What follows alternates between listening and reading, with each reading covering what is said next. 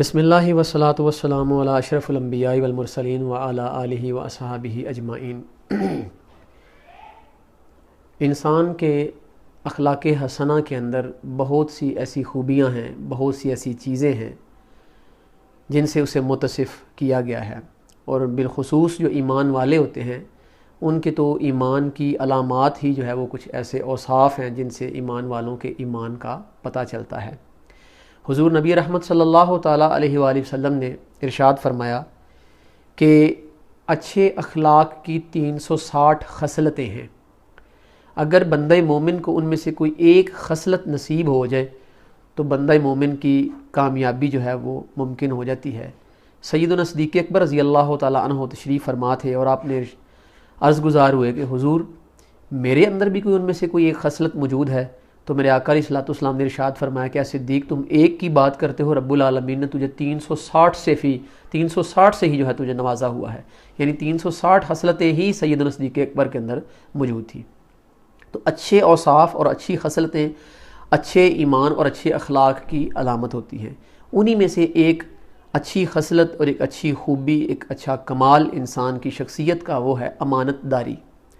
अमानतदारी का वसी मफ़हूम है एक, लेकिन हम इससे सिर्फ ये मुराद लेते हैं कि हमारे पास किसी ने पैसे रखे हुए हैं और वो हम पैसे उसे वक्त पर अगर वापस लौटा दें तो हमने ये अमानतदारी की है।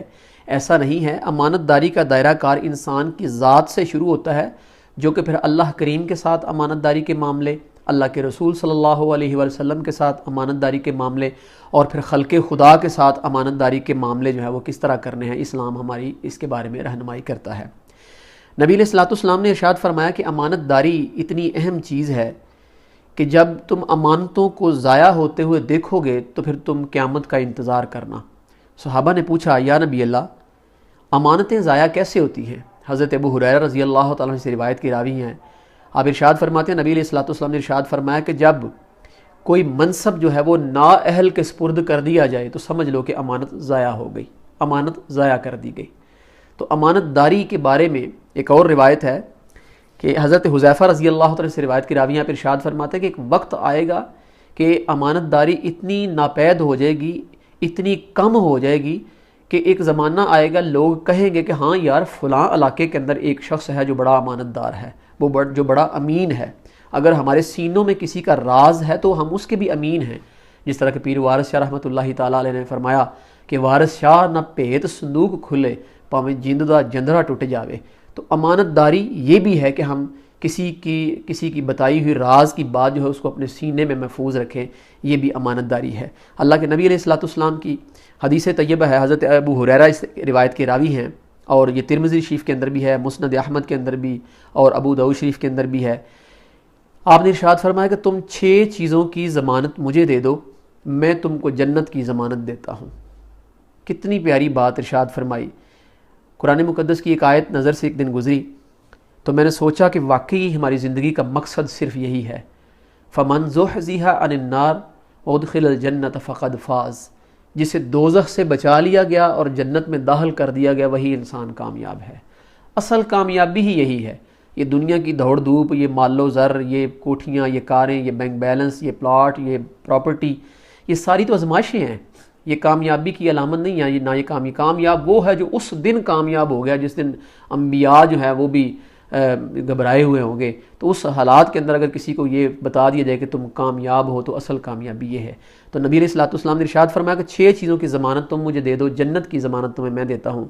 उनमें से पहली चीज़ क्या है कि जब तुम्हारे पास कोई अमानत रखी जाए तो तुम उस अमानत को जो है ना उसका हक़ अदा करो, उस अमानत का हक़ अदा करो। वो अमानत वापस देने वाली है तो उस अमानत को वापस लौटाओ। और वो अगर अमानत किसी फ़र्ज़ की सूरत में तुम्हें तफ़वीज़ किया गया है, तुम्हें सौंपा गया है, कोई ज़िम्मेदारी तुम्हें दी गई है तो उसको जो है वो उसकी अमानतदारी जो है वो पूरी तरह उसकी वजह अदा करो। उसके बाद दूसरा इरशाद फरमाया कि जब तुम अहद करो तो अपने अहद को पूरा करो। बल्कि एक तो इसके बारे में हदीस मुबारक भी है कि जिस शख्स का जो अहद की पासदारी नहीं करता उसका कोई ईमान नहीं है। ला ईमान लिमन ला अहद लहू, कि जिसने अहद की पासदारी नहीं की वो उसका ईमान ही नहीं है। तो हमें अपने वादों की पासदारी करनी चाहिए। वो वादे जो चाहे हमने अपनी ज़ात के साथ किए हुए हैं, वो वादे जो हमने अपने वालिदैन के साथ किए हुए हैं, जो वादे हमने अपनी स्टेट के साथ किए हुए हैं, जो वादे हम अपने अपने काम कारोबार के साथ करते हैं, हमें उनकी पासदारी है वो करनी चाहिए। तीसरी बात इरशाद फरमाई कि जब तुम बात करो तो सच बोलो। सच्चाई इंसान की ज़ात का वो हुस्न है जो उसे दुनिया व माफ़ी यहाँ से बेनियाज कर देता है। कहते हैं निडर होने के लिए सच्चा होना ज़रूरी होता है। सच्चे होते हैं जिन्हें किसी बात का डर नहीं होता, और सच्चा किसी भी बात, किसी भी महाज पर कभी भी नाकाम नहीं होता। हदीस के अल्फाज हैं कि अस्सिद्क़ु युंजी वल कज़िबु युहलिक। सच्चाई हमेशा इंसान को निजात दिलाती है और झूठ हमेशा इंसान को हलाक करता है। इसलिए झूठ से बचना चाहिए और सच्चाई की आदत जो है वो अपनानी चाहिए। चौथी चीज़ आपने इरशाद फरमाई, अपनी शर्मगाहों की हिफाजत करो। ये बहुत एक अहम अमर है इस दौर के अंदर, इस पुरफितन दौर के अंदर, इस फहाशी और ओरियानी के दौर के अंदर, जबकि आपको जगह जगह पर ये चीज़ें नज़र आ रही हैं। और इसके अंदर हमने ख़ुद को भी बचाना है, अपने अहल व अयाल को भी बचाना है, अपनी नस्लों को भी हमने बचाना है। इसलिए हमें इस चीज़ के ऊपर बहुत ज़्यादा फोकस करने की ज़रूरत है। औरत जो है उसका सतर तो कलाइयों से ये शुरू हो जाता है, यानी हाथ की ये जो हड्डियाँ यहाँ से शुरू हो जाता है और टखनों तक उसका जो है वो सतर चलता है। जबकि यहाँ पे औरतें स्लीवलेस जो है वो टी शर्ट्स पहन के फिरती होती हैं और टखनों से ऊपर छोटे छोटे उन्होंने वो टाइट से पजामे पहने होते हैं। ये फहाशी है, ये ओरियानी है, ये शर्मगाहों की हिफाजत नहीं है। मर्दों को भी यही हुक्म दिया गया है, औरतों को भी यही हुक्म दिया गया है। तो जो शख्स अपनी जो है वो शर्मगाह की हिफाजत करता है, अल्लाह के नबी उसको जन्नत की ज़मानत देते हैं। पाँचवीं चीज़ आपने इरशाद फरमाई, अपनी नज़र को नीचा रखो। शैतान के तीरों में से एक तीर है नज़र, और हज़रत शेख अब्दुल कादिर जिलानी रहमतुल्लाहि ताला अलैह का कौल है कि कल्ब के सारे अमराज, कल्ब की सारी बीमारियाँ, दिल की सारी बीमारियाँ आँखों के रास्ते से दाखिल होती हैं। जब हम आँख से किसी की कोठियाँ देखते हैं तो हमारे दिल के अंदर हसद और बुग़्ज़ के जज्बात पैदा होना शुरू हो जाते हैं। जब हम इस तरह के मामलात देखते हैं तो आँखें ही देखती हैं और फिर दिल के अंदर उसके बारे में मुख्तलिफ़ किस्म के वसवास जो है वो पलना शुरू हो जाते हैं, जो कि बीमारी की शक्ल इख्तियार कर जाते हैं। हज़रत लुकमान, जिनको हकीम लुकमान कहा जाता है, जिनके नाम पर कुरान में सूरत भी मौजूद है, आप इरशाद फरमाते हैं मैंने 4000 नबियों के अक़वाल पढ़े, 4000 नबियों के अक़वाल मेरी नज़र से गुजरे। मैंने उनमें से फिर 400 अक़वाल जो है वो वाले इकट्ठे किए जो सब की तालीमात में मुश्तरक थे। फिर उन 400 को मैंने छांटा तो उनमें से फिर मैंने 40 अक़वाल ऐसे निकाले जो बहुत ज़्यादा मुताबिकत रखने वाले थे। उन 40 को फिर मैंने परखा तो उनमें से एक कौल ऐसा मुझे नज़र आया जो हर लिहाज से हर नबी की तालीमात का बुनियादी हिस्सा था। वो क्या था कि जब किसी के घर जाओ तो अपनी नज़र को नीचे रखा करो। ये हज़रत लुकमान जो है वो, जिनको हकीम लुकमान कहा जाता है, वो फरमाते हैं। और पाँचवीं चीज़ के बाद छठी चीज़ क्या है, आप इरशाद फरमा के अपना हाथ ना फैलाओ। अपने आप को सवाल करने से इंसान जो है ना वो गुरेज करे, अपना तवक्कुल उस ज़ात पर कायम करे जो सब का रब है, जो सब का पालने वाला है। इब्ने माजा शरीफ की रिवायत है, अल्लाह के नबी अलैहिस्सलातु वस्सलाम के इरशाद गिरामी है कि जब बंदे का अपने रब पर तवक्कुल परिंदों की तरह हो जाता है।